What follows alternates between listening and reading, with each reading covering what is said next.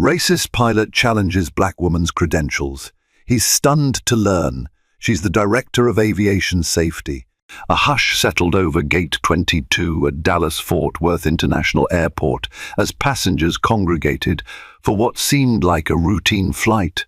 Yet beneath the hum of rolling luggage and flight updates, something extraordinary brewed. People stole quick glances at an elegant black woman checking her watch. No one guessed she held the weight of aviation safety in her capable hands.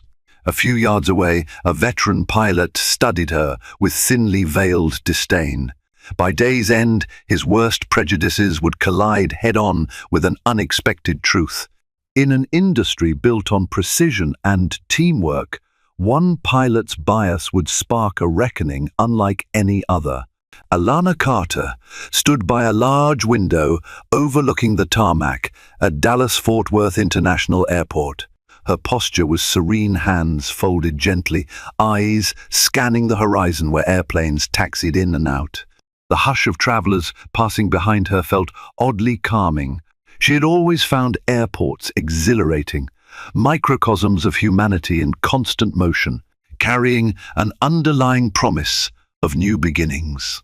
At 43, Alana had ascended the ranks of aviation safety to become the Director of Aviation Safety at the Federal Aviation Administration, an historic appointment. That morning, she wore a simple navy blue business suit tailored to perfection, pinning a slim FAA badge discreetly inside her blazer. Though the title sounded bureaucratic, it carried immense responsibility. Hers was the final voice on issues ranging from mechanical compliance to the more elusive human factors that could jeopardize a flight. She was scheduled for a connecting flight to Denver International Airport on Skyward Horizon Airlines, a mid-sized carrier with an acceptable safety record. Part of her job involved flying incognito on random routes to observe real operations. Every so often, she'd show up unannounced at gates, board flights as a regular passenger, and quietly assess everything from check-in to landing. Glancing at her phone, Alana noted she had about 40 minutes until boarding. She thought back to her early days, recalling how she earned her pilot's license on single-engine planes at a scrappy flight school. She remembered the long days of studying aerodynamic theory, the hum of simulators, and the not-so-subtle sneers from classmates who doubted her. A black woman in aviation? The idea seemed audacious to many, yet her passion fueled her resilience. A scholarship and unwavering support from a few mentors kept her trajectory pointed skyward. She had come far from those early days, yet the journey had not been without scars. Even now, microaggressions remained part of her daily atmosphere. Alana had encountered everything from suspicious glances to outright condescension from those who questioned her qualifications. But she refused to let bitterness cloud her judgment. Her role demanded objectivity and fairness. She was determined to enforce the highest safety standards, even if it meant confronting outdated mindsets along the way. Nearby, Captain Jeffrey Ridge walked briskly, carrying a large black flight bag. He wore the crisp uniform of Skyward Horizon Airlines, gold-trimmed epaulets, pressed slacks, a tie looped in a neat Windsor knot. A 20-year veteran of commercial aviation, he exuded confidence, some would say arrogance. His flight today was from DFW to Denver, continuing onward to Los Angeles. For Captain Ridge, the routine held little novelty. It was just another day in the cockpit of a Boeing 737 or so, he thought. He spotted Alana by the window. The set of her shoulders, the calm in her gaze, it all conveyed a poise he instinctively disliked. Something about her presence tugged at his insecurities. Although the situation was routine, an unspoken tension seemed to spark within him. The senior pilot in him wanted to dismiss her as another passenger wearing business attire, But a tiny voice inside reminded him that she could be one of those FAA inspectors, always lurking about, eager to critique pilots who'd been flying longer than they'd been alive. Ridge had grown adept at covertly challenging people he believed didn't belong. Over the years, he'd developed a pattern. If a flight attendant or co-pilot seemed too new or too different, he'd test them with jabs or dismiss their input as second class. Some whispered that he was a racist, but no formal complaint ever stuck. He knew how to dance around the line, covering subtle prejudice with plausible deniability. Alana turned away from the window just in time to catch him staring. Their eyes met only for a second. She offered a polite smile. Ridge didn't return it. Instead, he pivoted quickly, striding toward the crew lounge. Alana frowned slightly, then shrugged. She had more pressing tasks than to dwell on a stranger's rudeness. Outside, the engines of a Boeing 737 revved, echoing across the terminal. Alana drew a measured breath. In half an hour, she'd be on that plane, presumably with Captain Ridge at the controls. She had no inkling that this particular flight would set off a chain of events, culminating in a confrontation that tested both the airline's culture and her unshakable resolve. She picked up her carry-on and headed toward Gate 22. A wave of excitement mingled with caution. The world of aviation was her domain, and sometimes it took every ounce of skill and patience to steer it toward safer, more inclusive skies. Little did she know that Captain Ridge's hostility would soon escalate into a direct challenge to her credentials, and that he'd be stunned to discover exactly who she was. When the boarding announcement for Skyward Horizon Flight 256 crackled through the speakers, Alana joined the priority and business travelers. There were only a handful of first-class seats, which the airline typically reserved for VIPs, frequent flyers, and occasionally off-duty crew. Alana's FAA pass granted her certain privileges, but she rarely used them unless necessary.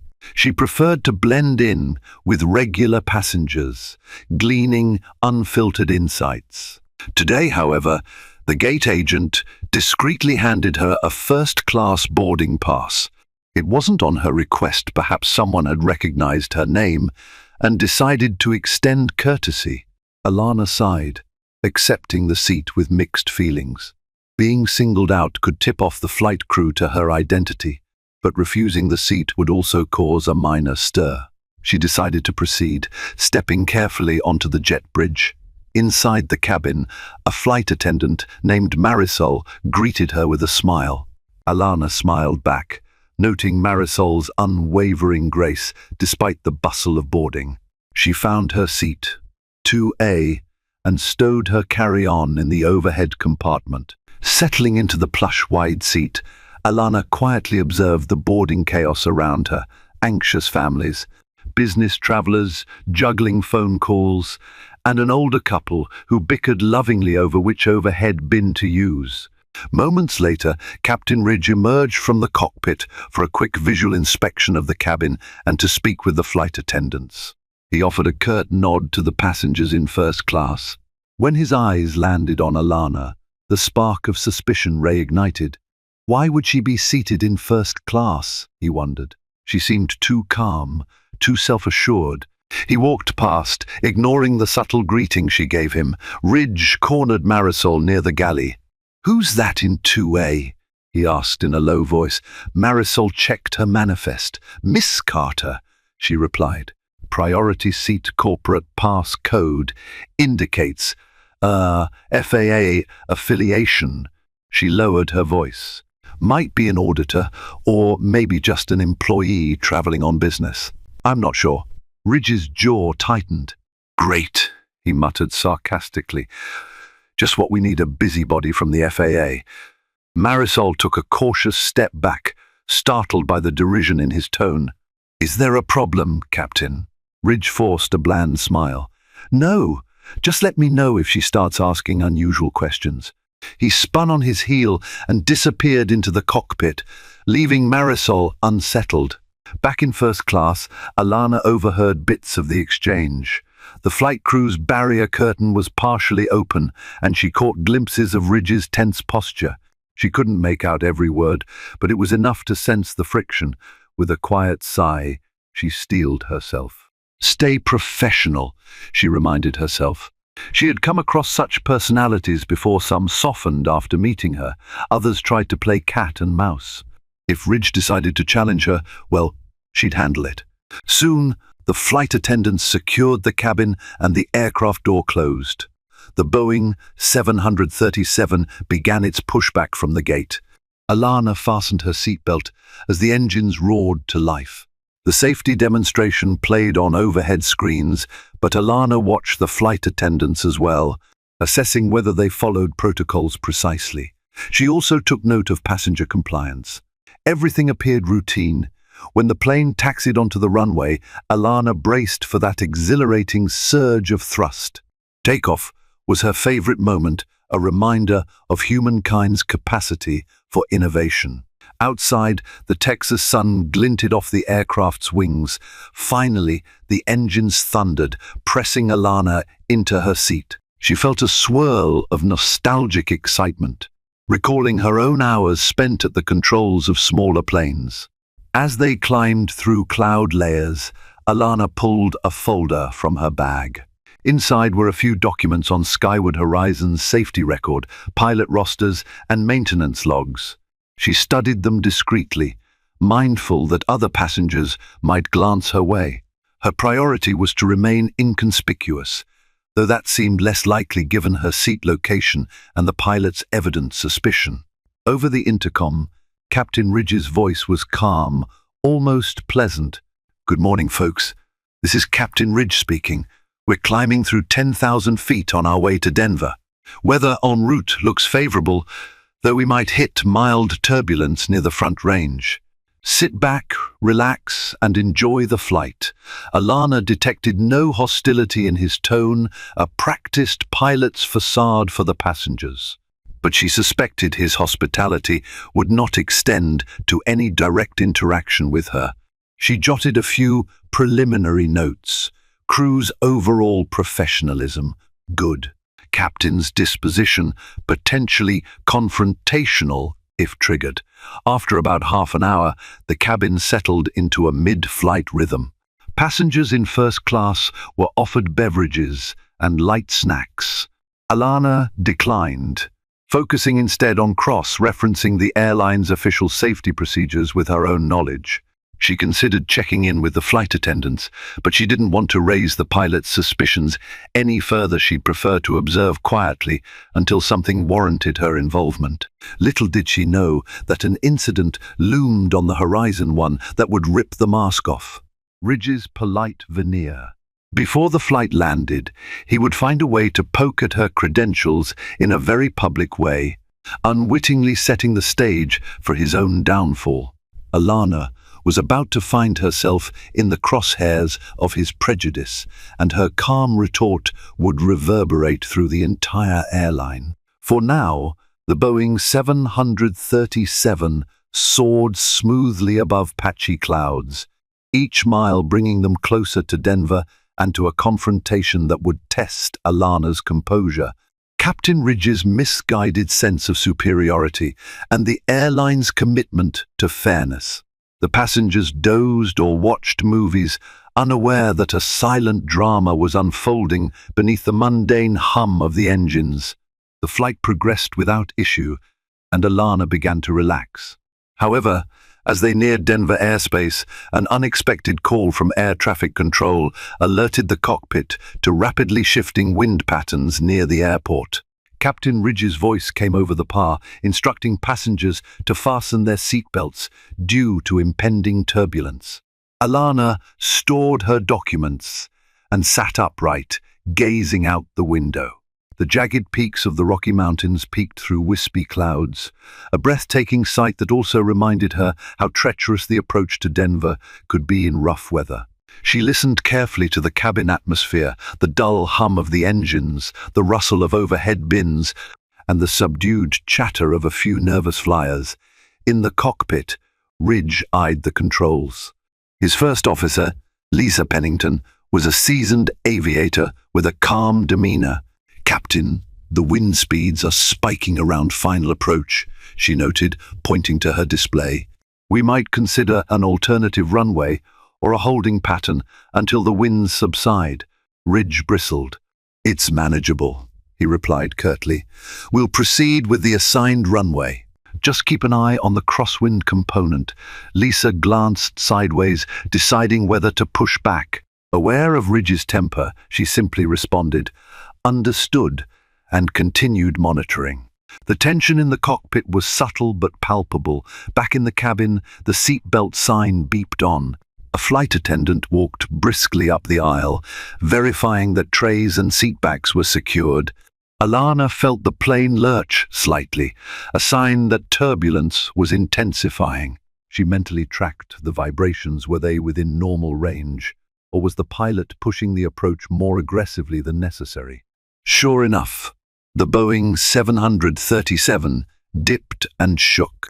A few passengers let out hushed gasps. Alana's instincts flared. Something felt off about the descent rate. She glanced around. Everyone was strapped in, but anxiety levels were rising. The flight attendants, to their credit, looked composed. Then, in a sudden drop, the plane lost a quick burst of altitude. Overhead bins rattled violently, and at least one carry-on tumbled out, hitting the aisle floor with a thud. Alana gripped the armrest, tension flooding her. Her mind raced. If the captain was ignoring safer alternatives in favor of a direct approach, it could be a serious error in judgment. The plane's jarring movements continued for another couple of minutes, though it felt much longer. Finally, the pilot leveled off. The landing gear extended with a groan. Alana let out the breath she hadn't realized she was holding. Their final approach felt more stable, and the runway lights came into view. The touchdown was abrupt, but not catastrophic. A scattered applause broke out among passengers, relieved to be on solid ground. As the aircraft taxied to the gate, Captain Ridge's voice sounded again. "Ladies and gentlemen, welcome to Denver International Airport. Apologies for the bumpy descent. We'll be arriving at Gate B31 in just a few minutes." Alana exhaled slowly. That was riskier than it needed to be, she thought. As Director of Aviation Safety, she had read the flight manual on recommended procedures for high crosswind landings in Denver, especially with shifting weather conditions. Her instincts told her the pilot had gambled on a quick approach rather than a safer hold or runway change. When the seatbelt sign switched off, Alana stood to retrieve her carry-on. She didn't intend to make a scene inside the plane. Her usual protocol was to discuss such matters discreetly with the airline's safety officers. But fate had other plans. Captain Ridge, stepping out of the cockpit, surveyed the first-class cabin. He spotted Alana, who was calmly collecting her belongings. In a swift move, he signaled for a flight attendant to usher everyone else down the aisle, effectively blocking Alana momentarily from leaving. Catching the strange maneuver, Alana raised an eyebrow. She waited as the other passengers filed past. Then the flight attendant gestured for her to follow. Except Captain Ridge stepped forward, intercepting her in the narrow aisle. He put on a superficial smile. "Miss Carter, isn't it?" he asked, glancing at the name tag on her carry-on. Alana nodded politely. "That's correct, Captain." He inhaled, chest puffing. "Marisol informed me you work for the FAA." Alana's stomach tightened. This was exactly the kind of post-flight confrontation she preferred to handle more discreetly on the ground, but the pilot seemed determined to corner her now. Maintaining composure, she answered, "I do." Ridge's eyes flicked over her. "So, is this some kind of covert inspection? Because if it is, I'd prefer you present credentials up front next time. It's unorthodox to sit in first class and watch me." Alana regarded him calmly. "I'm not required to announce my inspections to airline staff unless I feel there's an immediate safety risk. My ticket, seat assignment, and presence here are all legitimate. If there's a concern, we can address it through proper channels." He smirked. "I have more years in the cockpit than you've probably been alive. Don't think you can waltz in and question my landings." In that moment, the last of the passengers were gone, leaving them nearly alone with one flight attendant standing awkwardly behind Ridge. Alana stiffened.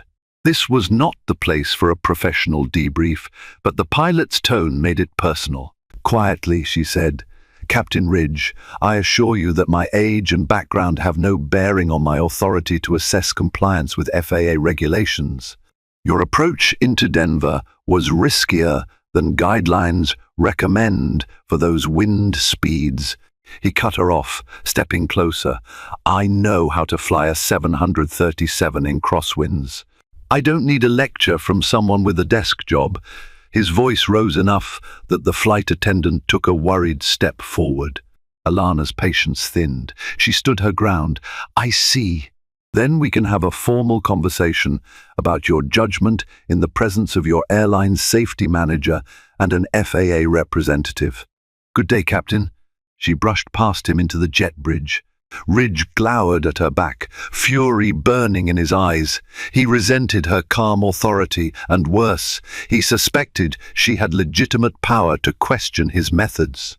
The hostility he felt earlier was now fully ignited.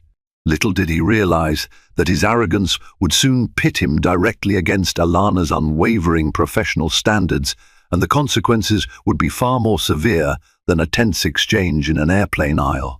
Alana navigated Denver International Airport with purposeful strides, still carrying the adrenaline from the confrontation. Though she kept a calm facade, her heart drummed. She disliked scenes in front of passengers or cabin crew. Proper protocol was to document her concerns in a formal report, then schedule a meeting with the airline's safety department. "But Captain Ridge forced my hand," she mused grimly. She found a quiet alcove near an arrival's gate and removed her phone. After pulling up the FAA's internal reporting system, she started typing a detailed account of Flight 256 approach, complete with her estimated wind readings and references to standard procedures for crosswinds over 30 knots. She also noted Captain Ridge's unprofessional behavior and the potential safety hazard it might pose if it remained unchecked. After hitting send, she exhaled, longing for a cup of coffee. She still had half a day's work to do here in Denver, including unannounced audits of 2 local charter companies. Then she'd catch a late flight back to Washington, D.C., to finalize a policy update for next month's FAA board meeting. The schedule was relentless, but Alana relished the challenge. "This is the job," she reminded herself. "Ensuring safety, even if it means ruffling feathers." A few minutes later, her phone rang. The caller ID showed Skyward Horizon Airlines. Alana's eyes narrowed. "That was fast," she answered. "Hello, Miss Carter," said a firm female voice. "This is Karen Whitfield, Vice President of Safety for Skyward Horizon. I was informed about an incident on your flight, and I'd like to speak with you if you have a moment." Alana agreed to meet Miss Whitfield in the airline's regional operations office located in Concourse B. She found her way through the terminal maze, eventually arriving at a glass-walled suite bearing the airline's sleek logo. A receptionist guided her to a small conference room. Karen Whitfield, a compact woman with a short pixie haircut, greeted Alana. "Thank you for coming.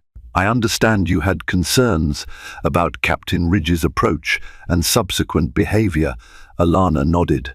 "Yes, it was an unnecessarily risky descent given the shifting wind patterns, and I believe he made that choice despite safer alternatives. Moreover, his attitude toward me afterward was confrontational." Karen's lips pressed into a thin line. "I see. I won't deny Captain Ridge's flight record is otherwise clean, no accidents or major violations. But we've had complaints about his interpersonal conduct." She hesitated, then added, "most of them informal." Alana understood that subtext. Racism or bias often went unreported, especially in hierarchical workplaces. "It only takes one serious miscalculation to cause disaster," she said. "I'm filing an official safety concern with the FAA, but I wanted to give you the courtesy of a heads up. My focus is on ensuring passenger safety, not punishing pilots unnecessarily." Karen sighed. "I appreciate that. We'll conduct an internal review.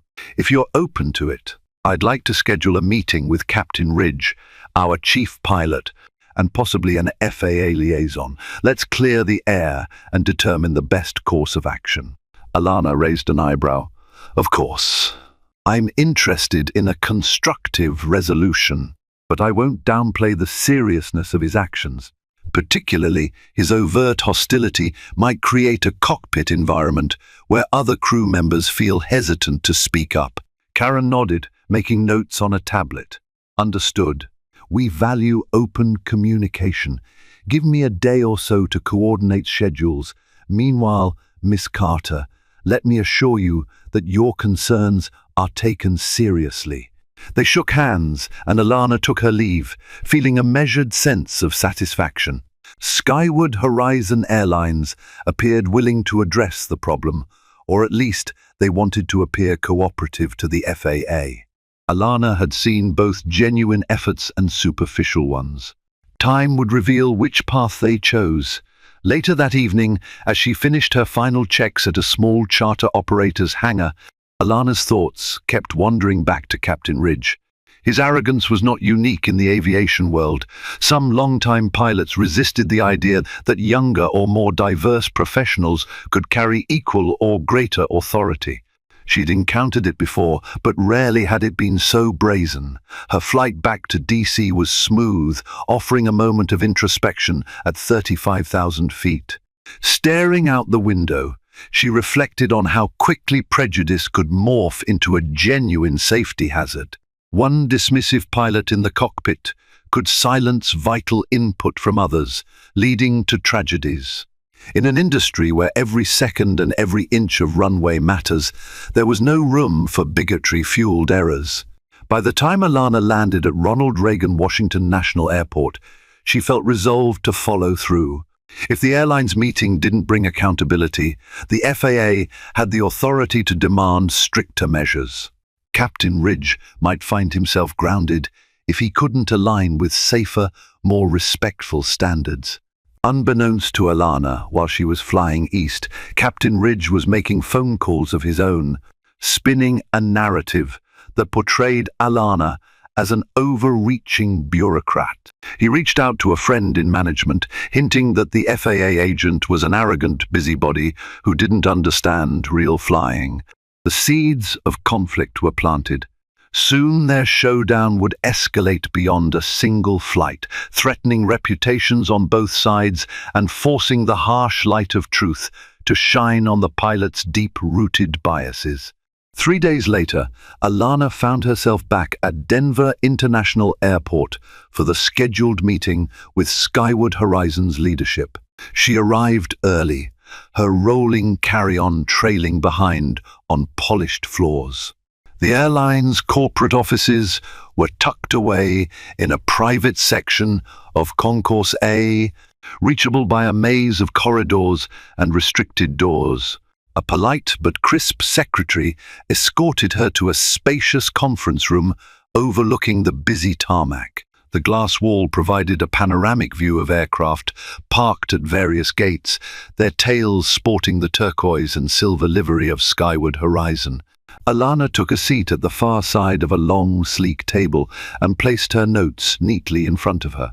One by one, key figures filed in: Karen Whitfield, the airline's VP of Safety, Captain Derek Klein, Skyward Horizon's chief pilot, and an HR representative named Abigail Marsh. Last to enter was Captain Jeffrey Ridge himself, wearing his uniform minus the pilot's cap. He avoided Alana's eyes, jaw tight. Alana noted how he positioned himself at the opposite end of the table, as though physical distance could shield him. Karen introduced everyone, then summarized the purpose of the meeting. "We're here to address Miss Carter's safety concerns and any underlying interpersonal conflicts. Our aim is a constructive resolution that ensures safe operations and maintains professional conduct. Alana nodded, clasping her hands. Thank you. To clarify, my primary concern is Captain Ridge's decision-making during the approach to Denver under challenging wind conditions and the manner in which he responded to feedback, particularly his hostility. Before she could continue, Ridge interjected, a hardened edge to his voice. I stand by my landing. We touched down safely. No damage to the aircraft, no injuries. So what's the big deal? Turbulence is normal in Denver. Karen shot him a warning glance. Alana maintained composure.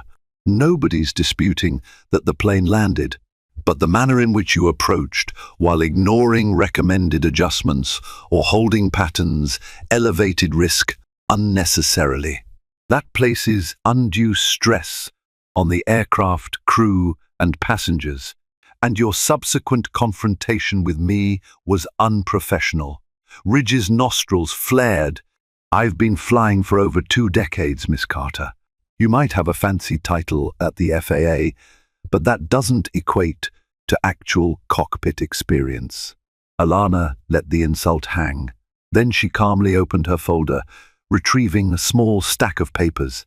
For the record, Captain, I have over 3,000 flight hours, including commercial certification on Boeing 737 aircraft.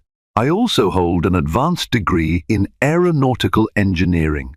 If you question my credentials, please note that the FAA entrusted me to oversee national aviation safety because of my qualifications and experience. Not in spite of them, a hush settled in the room. Even the HR representative looked taken aback by Alana's measured but firm statement. Captain Ridge blinked, clearly not expecting that level of expertise. He glanced at Chief Pilot Derek Klein, seeking backup, but Klein merely shrugged, indicating that Alana's credentials were indeed legitimate. Karen stepped in, her voice measured.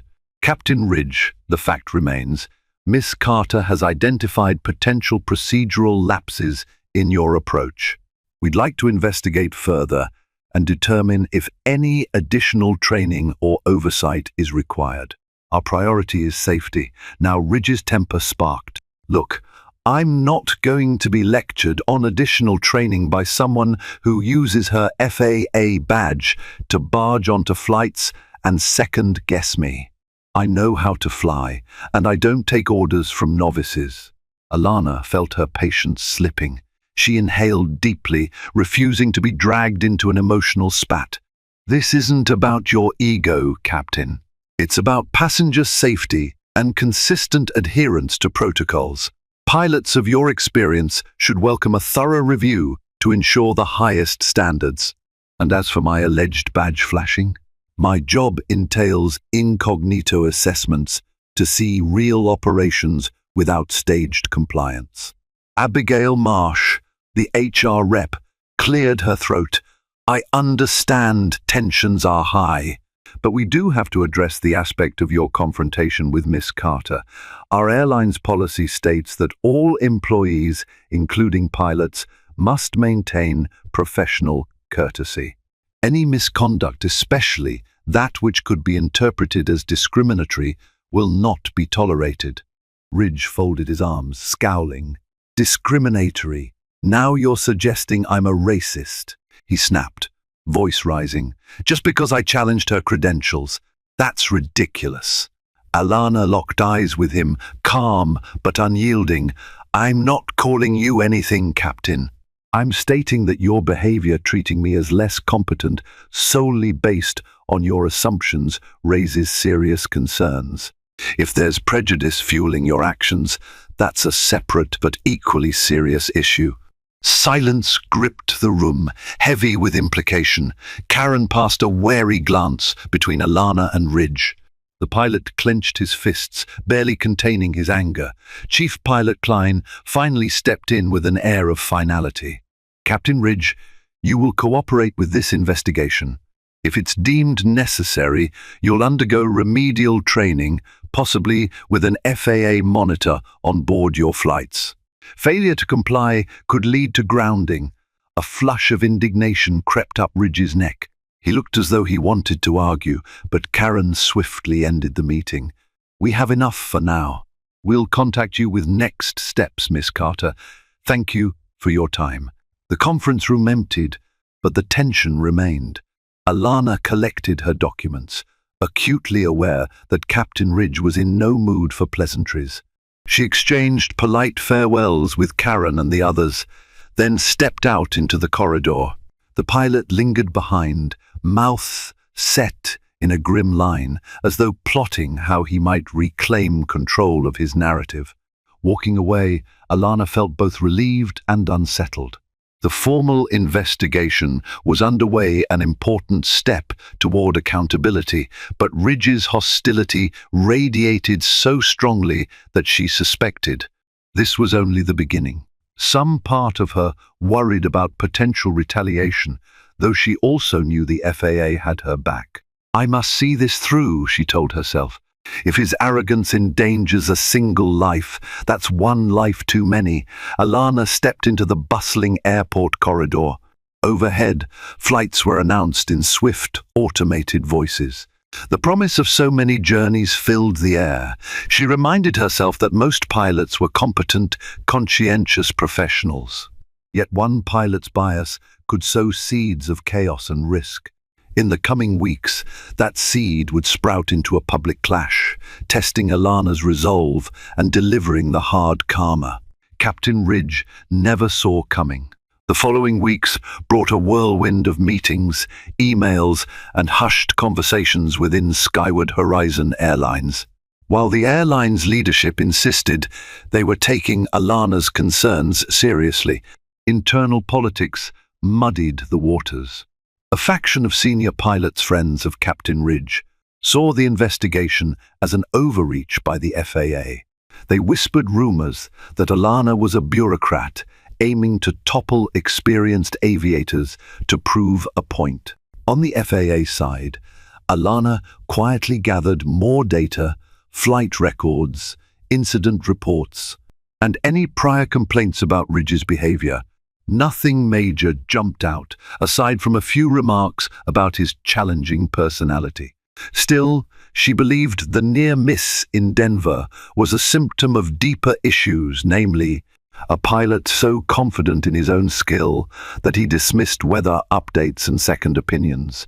To complicate matters, Alana began receiving cryptic messages from an anonymous source claiming to be a Skyward Horizon crew member. The messages alluded to past episodes where Ridge ignored co-pilots' warnings or belittled flight attendants who questioned minor abnormalities. If true, they revealed a pattern of conduct that hadn't yet escalated to a formal complaint. The messages ended with a plea: "Please stop him before someone gets hurt." Alana forwarded the messages to Karen Whitfield and the FAA's legal department, urging a discreet look into the allegations. At the same time, she maintained her day-to-day duties, overseeing broader aviation safety projects, drafting new regulations, and auditing other airlines. Yet she couldn't shake the feeling that this feud with Ridge was far from over. She told herself that if he changed his attitude, the entire matter could end quietly. But her instincts said that might be too optimistic. The tension came to a head during an unexpected encounter in Atlanta's Hartsfield-Jackson International Airport, where Alana was transiting after an FAA conference. As she stepped out of a coffee shop in Concourse A, she nearly collided with Captain Ridge himself, who was deadheading to pilot a flight from Atlanta to Seattle. "Fancy seeing you here," he said in a clipped tone, stepping back to avoid spilling the coffee he clutched. His eyes flicked over her business suit and FAA lanyard. Still playing watchdog? Alana set her jaw. The last thing she wanted was a public confrontation. "I'm attending a conference." "And you, Captain?" "I've been reassigned," he said curtly, making no effort to hide his irritation. They're forcing me to do additional training, as if I haven't proven myself 1,000 times over. She studied his expression. Anger simmered just below the surface. She decided to remain calm and professional. If the training helps reinforce protocols and fosters better cockpit communication, it's beneficial for you, the airline, and passengers. He let out a derisive snort. Don't pretend you care about me or my career. You're enjoying this, aren't you? The power to push me around. Alana sighed, measuring her words. Captain, this isn't personal. It's about safety. If the airline found your approach procedures lacking, that's on them, and you to address, not me. I just reported what I observed. His lip curled. Right. You and your observations. Let me give you an observation. Pilots like me built this industry. You people waltz in with your degrees and your diversity quotas, and suddenly we're the villains? Don't act surprised if people push back. Her stomach clenched at the blatantly racist undertone. Yet she refused to yield to emotion. I earned my position through rigorous work, Captain Ridge. I'm not a quota, and I suspect you know that but won't admit it. For a moment he said nothing. The busy terminal corridor seemed to swirl around them. Finally, Ridge huffed. One day, you'll step out of your bubble and see how real professionals operate. But by then, it'll be too late. You'll have wrecked good men's reputations. Without waiting for a response, he strode away, leaving Alana shaken. The veil was gone. Ridge had revealed a raw streak of racism, not just arrogance. It was exactly what she feared, a toxic mindset festering behind the polished exterior of a uniformed pilot. Back in D.C. The next day, Alana met with her colleague, a senior FAA investigator named Marcus Lee. She confided in him about the exchange in Atlanta. Marcus was a calm, analytical type who had seen all manner of misconduct. He gave a thoughtful nod. This changes the angle a bit. If we have evidence he's discriminating or fostering a hostile work environment, that's another layer of liability. The airline could face major penalties if they don't intervene. Alana agreed. Let's keep building the case through official channels. The last thing I want is a pilot with deep-seated prejudice influencing decisions mid-flight. If something critical arises like a mechanical warning from a minority co-pilot, he might dismiss it. Marcus leaned forward. We'll push for a thorough evaluation of Ridge's cockpit behavior. This might include flight data recordings, voice recordings, and interviews with his past co-pilots. If the airline tries to sweep it under the rug, the FAA can escalate. Alana thanked him and left the office, feeling both relieved and wary. The confrontation in Atlanta had crystallized the pilot's true colors. Now, the matter wasn't just about one bad landing. It was about addressing an ethos that could imperil lives. If Ridge refused to evolve, the agency would have to step in decisively. In the weeks ahead, seeds of confrontation would blossom. Another flight incident would bring everything to a head, forcing the airline and Captain Ridge to face accountability. And Alana, unwavering in her resolve, would stand at the center of the storm as the pilot's biases finally collided with the harsh light of truth. Skyward Horizon's mandatory training for Captain Ridge began quietly in a small simulator complex near Seattle-Tacoma International Airport.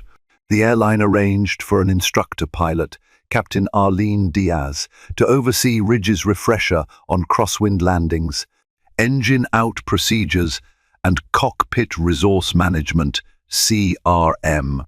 Observing from a small room behind glass was an FAA monitor, a mild-mannered man named Colin Burns. The session was tense from the start. Ridge walked in with a stiff posture, greeting Captain Diaz with a curt nod. She explained the day's plan. We'll run a series of approach scenarios under variable wind speeds. Then we'll do an engine out after takeoff. Finally, we'll test some CRM drills, focusing on effective communication between pilot and co-pilot. Understood? Ridge forced a thin smile. Yes, I understand. But let's see if these are procedures I don't already know by heart. Diaz ignored the jab, setting up the simulator for a crosswind approach. As the session progressed, she noticed Ridge's technique was technically competent. He handled the yoke and thrust with confidence. But whenever she offered a suggestion or pointed out a detail, he bristled. Worse, when the simulated co-pilot operated by a system, or sometimes another instructor, made a call out about wind shear, Ridge tended to dismiss it until the last moment. By the end of the first day, Diaz documented her observations. Captain Ridge's flying skills are adequate. However, he shows a reluctance to heed co-pilot input promptly, often ignoring CRM protocols that encourage cross-checking decisions. She handed the report to Colin Burns, who read it quietly, brow furrowing. Outside the simulator building, Ridge confronted Diaz in the parking lot. "Don't make this bigger than it is." "I know how to land a plane safely." Diaz stood her ground. "It's not just about landings. It's about how you react to warnings and suggestions from others. That's fundamental to modern aviation. If you can't adapt, you risk ignoring critical info." His nostrils flared, but he said nothing further. He stalked off, leaving Diaz with a sinking feeling that he was a pilot unwilling to confront his own limitations. Meanwhile, Alana watched from a distance, receiving periodic updates from Colin Burns and the airline's safety department. The tension only escalated when the airline discovered more flight attendants and co-pilots had informal grievances about Ridge's demeanor. One flight attendant even claimed he made racially charged comments about passengers. Though no solid proof was available, rumors swirled, fueling the notion that the cracks in Ridge's reputation were widening. A turning point came 2 weeks into the training, when Ridge was scheduled to pilot a real short-haul flight as part of his re-qualification. An FAA official and Captain Diaz would observe from the flight deck jump seats. The route was from Seattle to San Francisco, a mere 2-hour trip, meant to test his real-world adherence to CRM protocols. Before takeoff, Ridge's assigned first officer, a young but skilled pilot named Daniel Kim, noticed a potential hydraulic pressure anomaly during the pre-flight check. It wasn't a glaring red flag, just a slight deviation in the system's normal range, but enough to warrant a closer look. Kim politely brought it to Ridge's attention. "Captain, the hydraulic pressure on System B is about 5% lower than usual. Should we alert maintenance?" Ridge glanced at the gauge. "It's borderline, but still within operational limits. We'll monitor it in flight. No need to delay takeoff." Captain Diaz, seated behind them, spoke up, "Better safe than sorry." "The airline's SOP suggests a thorough check if any system gauge is off, even marginally." Ridge stiffened. "I said, it's fine. I've seen worse. We'll keep an eye on it. We have a schedule to maintain." Kim exchanged a worried look with Diaz. Meanwhile, the FAA observer made a note on his tablet. Reluctantly, the crew proceeded with the flight. Shortly after takeoff, the anomaly escalated. A caution light flickered on the overhead panel, indicating the hydraulic system B pressure was dropping more rapidly. The plane remained controllable, but any further drop could affect flaps, spoilers, or even landing gear operation. Kim relayed the data. "Captain, the pressure is down another 15%. We should advise ATC and consider returning to Seattle." Ridge grimaced, staring at the instrumentation. "We'll proceed to San Francisco. It's only 2 hours. We can manage the approach with System A if needed." Diaz spoke firmly. "Captain, you have an FAA observer on board. This is an active caution. Please reconsider." Ridge glowered but keyed the mic. "Seattle Center. This is Skyward Horizon 718. We have a minor hydraulic pressure issue. Request vectors for immediate return." The rest of the flight was tense. Returning to Seattle, Ridge managed to land safely, though he made a few abrupt maneuvers without discussing them with Kim. Once on the ground, maintenance confirmed that the hydraulic line had a slow leak. Another 30 minutes in flight could have compromised the plane's ability to deploy flaps fully on landing. In the post-flight briefing, the FAA observer commended Kim for his diligence, while Diaz criticized Ridge's initial reluctance. "If we hadn't insisted, you would have pushed on." "That's contrary to standard risk management," she said. The observer nodded in agreement, indicating it would go into the final evaluation. Ridge's face burned with humiliation and anger. He knew this report would add to the evidence Alana Carter and the FAA had compiled. The whispers among airline staff were turning louder. Maybe Captain Ridge wasn't as safe as he claimed. Maybe the confrontation in Denver was just the tip of an iceberg. As the final report circulated internally, top executives at Skyward Horizon grew concerned that retaining Ridge might cause greater liability. They arranged a formal hearing, set for the following week, to discuss his status. For Alana, it was a sign that accountability might finally be enforced. For Ridge, it felt like betrayal, a sign that the forces working against him were winning. In truth, it was simply the airline choosing safety over one pilot's pride. The stage was set for the ultimate reckoning. On a crisp, sunny morning at Skyward Horizon's headquarters in Dallas, a panel convened in a wood-paneled conference room. Seated behind a long table were the airline's upper management: CEO Gerald Thompson, Chief Pilot Derek Klein, VP of Safety Karen Whitfield, and two senior executives. Captain Ridge arrived in uniform, though his posture sagged with tension. Beside him sat an attorney provided by the Airline Pilots Association. Alana Carter observed from a designated seat, along with two FAA colleagues, Marcus Lee and an aviation legal advisor. The mood was somber, as if all attendees sensed the gravity of the coming discussion. A hush fell when the CEO spoke. "We've gathered to address serious concerns about Captain Ridge's performance and conduct," Thompson began, scanning the room. "We'll review official findings and determine the airline's next step." Karen Whitfield presented a summary of the Denver approach, referencing Alana's original report and the data from the cockpit voice recorder, CVR. While the approach was not technically illegal, Karen said it disregarded safer alternatives. Weather reports recommended a holding pattern, which was ignored. "We also have documented evidence of a confrontational interaction with Miss Carter from the FAA." Next, she covered the recent hydraulic incident. In the requalification flight, Captain Ridge initially chose to continue to San Francisco, despite cautionary indications. If not for the intervention of his crew and FAA observer, that decision could have escalated into a serious emergency. Alana noted how the airline's management was no longer mincing words.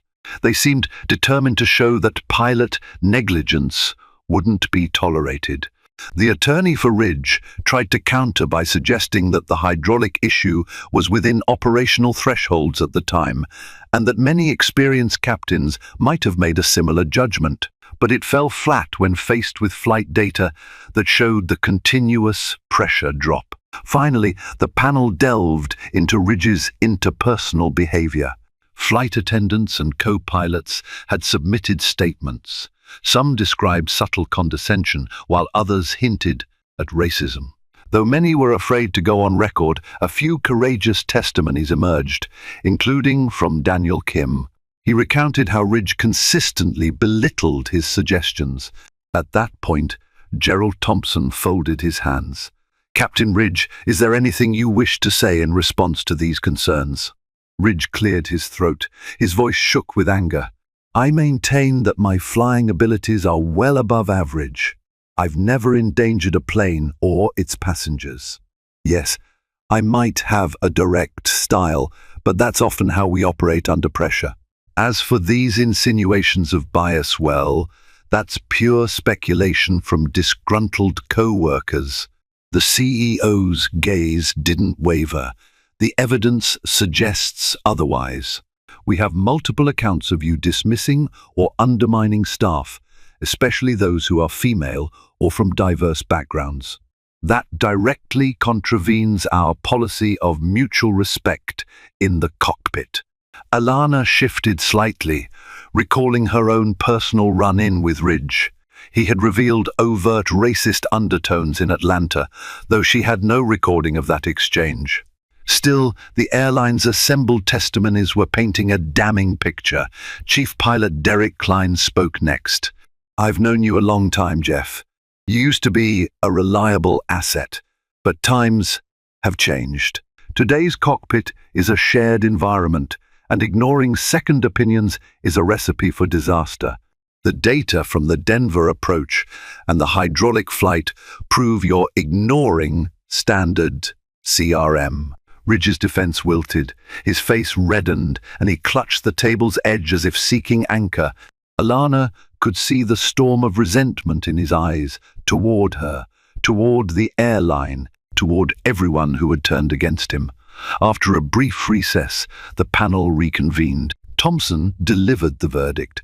"Captain Ridge, effective immediately, your employment with Skyward Horizon is terminated. Furthermore, the FAA will be informed of these findings for their own review. Any reapplication for a pilot license renewal or transfer will be contingent on successful completion of remedial training and a formal psychological evaluation. If the FAA imposes any additional conditions, those must also be met. We cannot risk the safety of our passengers or staff." A stunned silence followed. Ridge's attorney stared at the table. The pilot himself looked stricken, as if the wind had been knocked out of him. He stood abruptly, stammering, You're throwing away 2 decades of service for this nonsense." Gerald Thompson's voice was calm but unyielding. "We're upholding the standards that keep passengers safe. This is not a personal vendetta, Captain. It's a necessary measure." A wave of relief washed over Alana. She hadn't wanted to see a fellow aviator lose his livelihood, but the man had left the airline no choice by refusing to change. As Ridge stormed out, he shot Alana a venomous glare. "I hope you're happy," he spat. She didn't respond. Instead, she reminded herself of the families who flew, the crew who deserved respect, and the narrow margin separating safety from tragedy. It's never about being happy when someone fails, she reflected, but accountability is essential. Outside the conference room, Karen Whitfield approached Alana.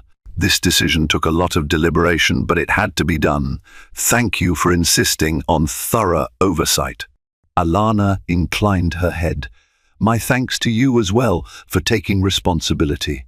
Let's hope your new protocols prevent similar issues in the future." As the day ended, news of Ridge's dismissal spread quietly among the airline's ranks. Some staff felt sorrow for a man who had once been an outstanding pilot. Others felt relief that a toxic presence was finally gone. For Alana, it was a testament to the power of truth and a reminder that sometimes hard karma arrives not with a bang, but through a methodical process of evidence, accountability, and unwavering resolve. In the weeks that followed, the aviation community buzzed with rumors about Captain Ridge's termination. Pilots who once admired his commanding presence began whispering about the arrogance that led to his downfall. A few offered sympathy, but many recognized the airline's decision as necessary. One pilot confided in Alana that he had often felt uneasy flying with Ridge, calling him a time bomb waiting to go off. Skyward Horizon took decisive steps to reinforce cockpit resource management. Karen Whitfield circulated new training videos featuring real cockpit audio from the Denver approach, anonymized but clearly referencing the hazards of ignoring sound advice. Additionally, the airline began hosting voluntary roundtable discussions where flight crews could share experiences about bias, communication breakdowns, and near misses. The initiative received strong support, and for many employees, it felt like a turning page, an evolution toward a more transparent, inclusive culture. Meanwhile, Alana found herself fielding questions from peers at the FAA. Her role in exposing a high-profile pilot's conduct had earned her both commendations and criticism. Some believed the agency should have stepped in sooner. Others accused her of seeking publicity. Through it all, she maintained her characteristic composure, emphasizing that her duty was to protect the public and uphold aviation standards. "I'd do the same if it was any pilot risking passengers' lives," she told them. She also received an outpouring of gratitude from flight attendants, ground staff, and junior co-pilots, individuals who had quietly endured Ridge's barbs and dismissals.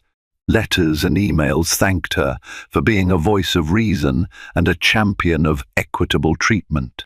Alana tried to respond personally to as many as possible.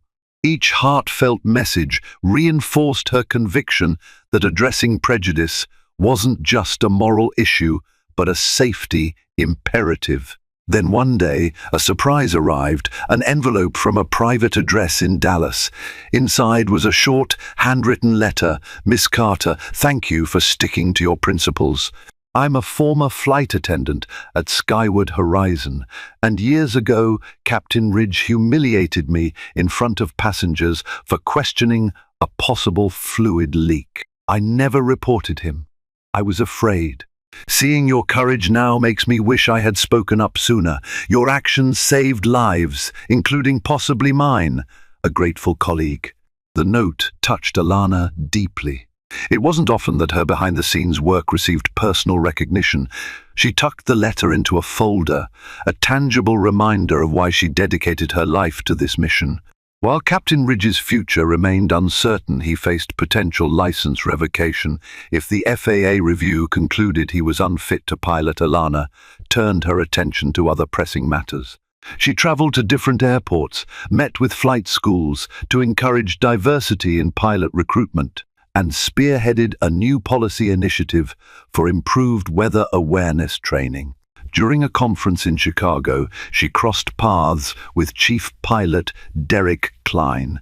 They shared a brief conversation over coffee in the O'Hare terminal. "We're implementing a zero-tolerance policy for discriminatory behavior," Klein mentioned. "Management realized it's not just about moral high ground, it's about preventing a toxic culture that can lead to tragic oversights." Alana nodded. A big step forward. "If you ever need FAA support for training modules, just let me know." He smiled, relief evident in his eyes. "You know, for a long time, people were worried about your incognito flights. But now they see the benefit. You identify issues we'd rather tackle before they blow up into catastrophes." She allowed herself a small laugh. The element of surprise can be valuable, but the real goal is transparency. "I look forward to the day when I can board a plane and find everything operating in perfect harmony, no hidden arrogance, no ignored protocols, just a crew working together." Klein agreed, raising his coffee cup in a silent toast. To that day, as Alana walked away, the bustle of O'Hare seemed lighter, almost hopeful.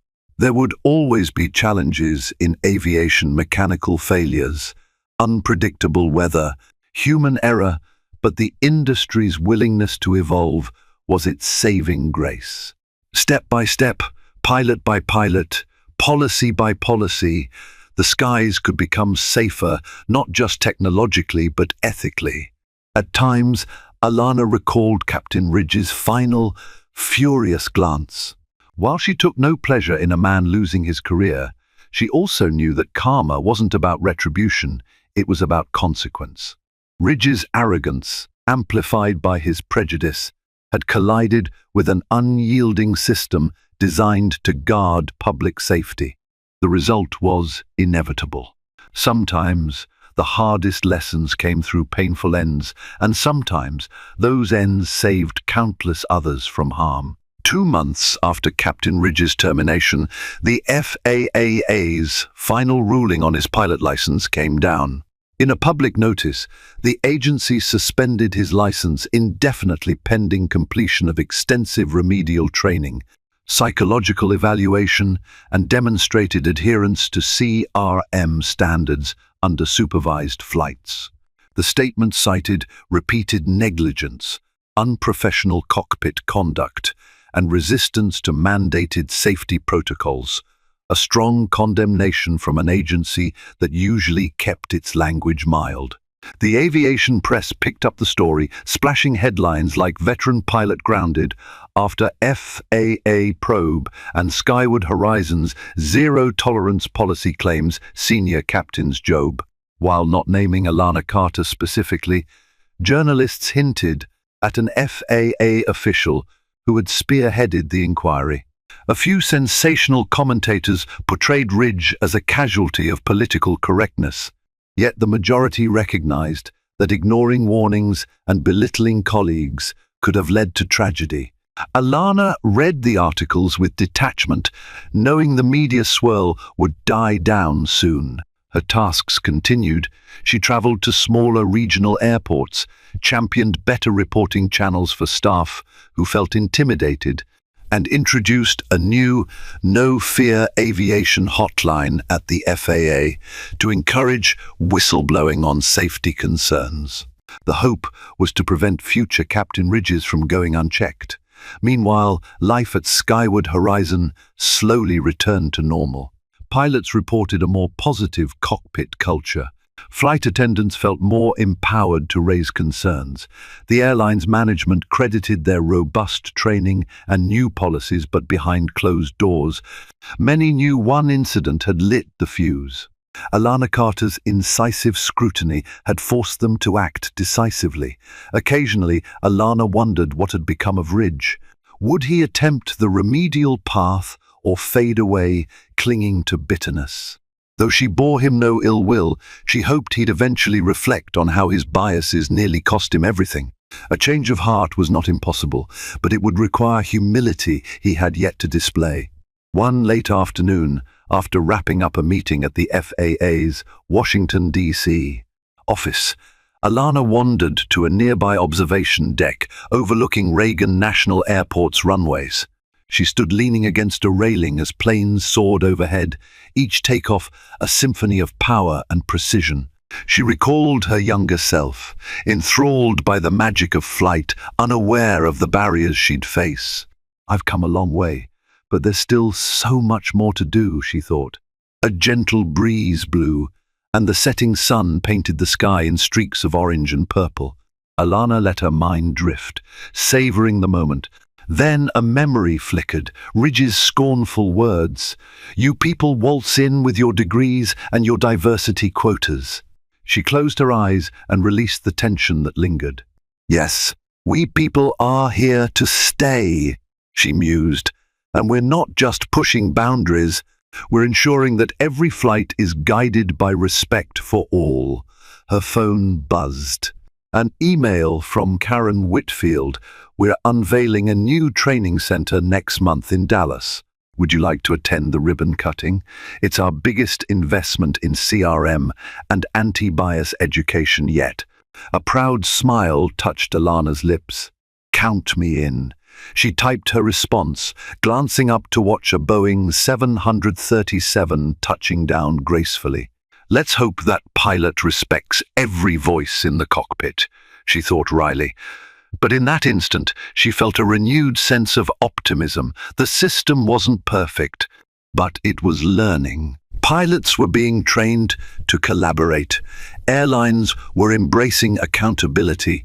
And thanks to the vigilance of professionals like Alana Carter, the horizon looked a little safer, a little more just, for everyone who soared among the clouds. For all its challenges and complexities, aviation remains a pinnacle of collaboration, a realm where every voice matters in safeguarding human lives thousands of feet above the ground. This story illustrated how unchecked arrogance and underlying prejudice can corrode even the most advanced safety measures, revealing that it's the human factor we must watch most closely. Ultimately, One pilot's overconfidence collided with an unyielding commitment to accountability, and the repercussions echoed throughout an entire airline. In those echoes, we find hope. By confronting bias head-on, we make way for an aviation industry built on trust, respect, and teamwork.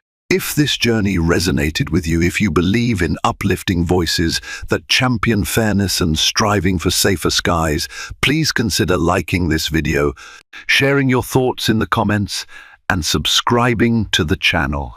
Every gesture of support propels us toward a future where every flight is a testament to inclusivity and excellence.